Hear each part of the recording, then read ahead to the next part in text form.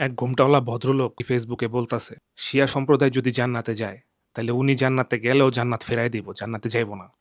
এরকম কিছু একটা। একটা মানুষের মনে একটা সম্প্রদায়ের প্রতি কি পরিমাণ বিষ থাকতে পারে, যেই বিষের কারণে সে এত বড় স্টেটমেন্ট দেয়।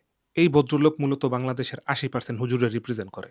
এরাই মনে করেন তারাবি ২০ রাকাত না ৮ রাকাত এগুলি নিয়ে কামড়াকামড়ি করে। এরাই মূলত দলীয় মোনাজাত করা যাইব কি যাইব না, আমিন জোরে কইব না আস্তে কইব, এইসব বিষয় নিয়ে কামড়াকামড়ি করে। এরা জ্ঞান অর্জন করতে করতে এমন পর্যায়ে পৌঁছায় গেছে, এখন নিজেরা ছাড়া অন্য কাউরে শুদ্ধ মনে হয় না। দুনিয়ার অন্য কেউ এর থেকে বেশি জানে, এটা এরা মানতে পারবো না। আর এদের যে ফলোয়ার আছে, এরা তো মাশাল্লাহ। প্রতিনিয়ত এরা ইসলামের নামে হেট প্রিচ করতেছে। মানুষের শিখাইতেছে কেন আরেকটা জাতির হেট করা জায়েজ। এন্ড এগুলার জন্য উপযুক্ত ব্যাখ্যাও তাদের কাছে আছে।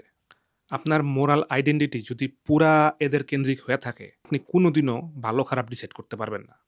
আরেক হুজুরে বলতেছে দাসী রাখা জায়েজ, জায়েজ না না জায়েজ ওই ব্যাপারে আমি জানি না, এই ব্যাপারে আমি কিছু বলবো না। উনি বলতেছে যদি মায়ানমারে কোনো কিছু হয়, ওই ক্ষেত্রে মায়ানমারের যারা নারী থাকবো, ওই নারীদের আমরা দাসী হিসাবে গ্রহণ করতে পারবো। তো তার ভাগে কয়টা পর্ব, কই কই রাখবো, সব ডিটেলস এসে বলছে। এখন মোরাল জাজমেন্ট বিষয়টা কি এটা একটু বুঝাই।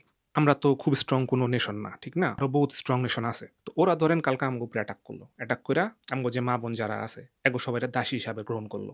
তো ওই ব্যাপারটা কেমন হইব? ভালো হইব? তো আপনি একবার চিন্তা করেন যে উনি ওয়াজ করার সময় এত কমপ্লেক্স একটা ম্যাটারে এত ইজিলি এক্সপ্লেন করে দিল। তাও আবার জাতি নাম ধইরা। মানুষ কি শিখতেছে?